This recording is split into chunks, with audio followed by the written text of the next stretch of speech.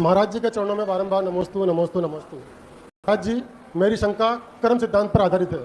थोड़ा सा क्वेश्चन लंबा है। सभी धर्मों में कर्म सिद्धांत पर विशेष जोर दिया जाता है कि हमें निर्धन, दुखी, असहाय, वंचित, दीनहीन, बीमार व्यक्तियों की सेवा व सहायता करनी चाहिए।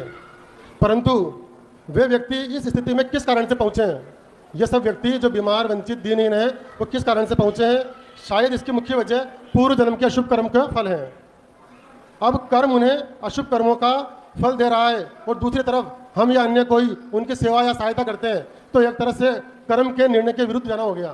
कर्म तो कह रहा है कि इस व्यक्ति को सजा मिलनी चाहिए और कोई दूसरा व्यक्ति या आप लोग हमें प्रोत्साहित करते हैं कि इन गरीबों की, दीनहीन सेवाओं की सेवा करनी चाहिए। तो एक तरह से ये कर्म सिद्धांत के विपरीत सा लगता है। जैसे किसी चोर या हत्यारे को मजिस्ट्रेट साहब ने सजा सुनाई, उनकी सजा के विरुद्ध हम जाकर उनकी सहायता करें, तो इसमें थोड़ा विरोधाभास लगता है कि उनकी सहायता करनी चाहिए या नहीं करनी चाहिए। देखिए, हम चोर की पुष्टि नहीं कर रहे।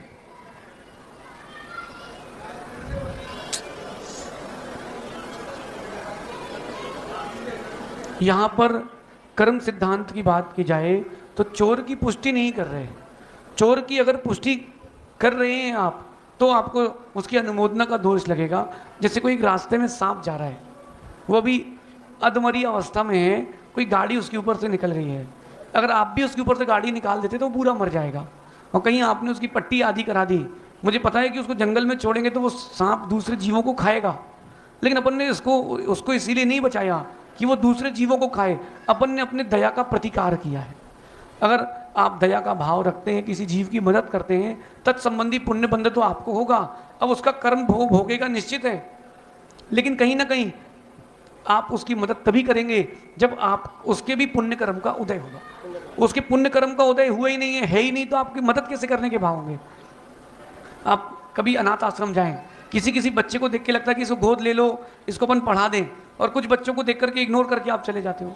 तो जिसका जितना पुण्य का उदय होगा उसको उतना मिलेगा। कर्म सिद्धांत किसी को नहीं छोड़ता। कर्म सिद्धांत कहता है कि जो आपने किया है वो आप नियम से भोगोगे, लेकिन दया भी कोई चीज़ होती है। आप जो दया करेंगे उसका पुण्य बंध आपको होगा। अपन ये क्यों सोचें कि वो दुखी हो, वो कर्म को भोगे, अपन तो उसकी मदद करें। आज आप किसी की मदद करोगे, कल कर्म लौट करके आपकी मदद करेगा। तो यहाँ पर उसकी पुष्टि का कोई भाव नहीं है, यहाँ पर अपन दया का परिणाम अपना ला रहे हैं, ऐसा समझिए। Please like, share and subscribe my channel Punyadhara.